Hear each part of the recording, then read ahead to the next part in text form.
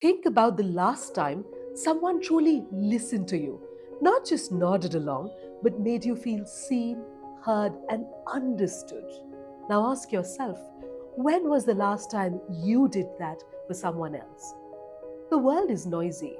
Everyone wants to talk, but few know how to listen.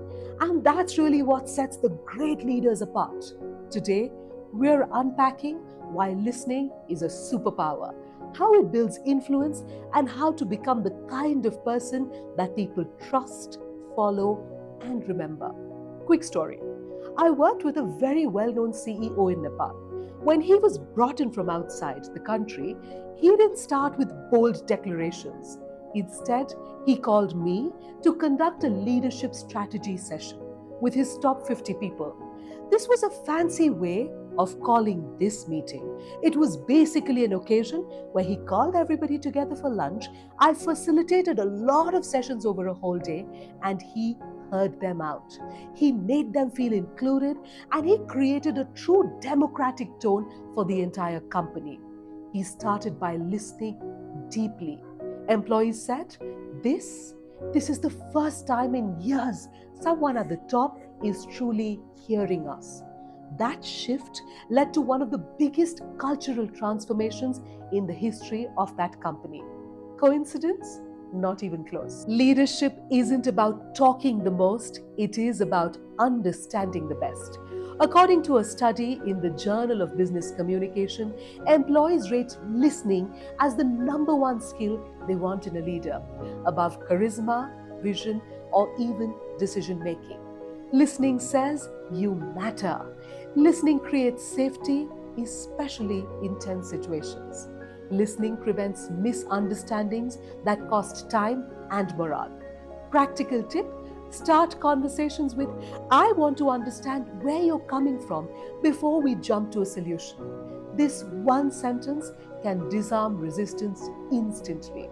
Number 2, reflective listening equals instant influence. Reflective listening is when you paraphrase what the other person said to showcase your understanding.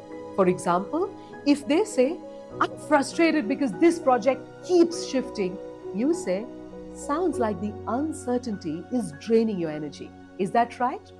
Why does this work? This works because people feel validated. They stop defending. Now, you're not on opposite sides, you're working together, and that's what this shows. Fun fact: real hostage negotiators are trained in reflective listening as a core de escalation tool. It works in life or death situations, and it definitely works in boardrooms. Takeaway number 3: silence is your secret weapon. Most people listen to respond. Great leaders listen to understand. And that requires silence. Use the 3-second rule. After someone finishes, pause for 3 seconds before replying.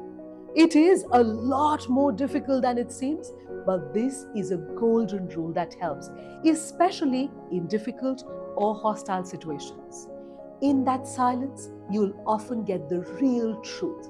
People add more when they're allowed to. They go deeper. Pro tip: silence makes people feel heard, and it positions you as a thoughtful, calm, and in control person. Number 4, listening is the fastest way to lead without authority. Listening gives you soft power. You learn what matters to others, and then you can align, empathize, and guide. People follow listeners more than talkers. If you make someone feel heard, they'll see you as wise, even if you say little. Mini challenge: in your next conversation, speak 30% less than usual. Just reflect, ask clarifying questions, and stay curious. Watch what happens. So, listening is the most underrated leadership tool in the world. It's not passive, it's powerful. It builds trust, influence, clarity, and connection.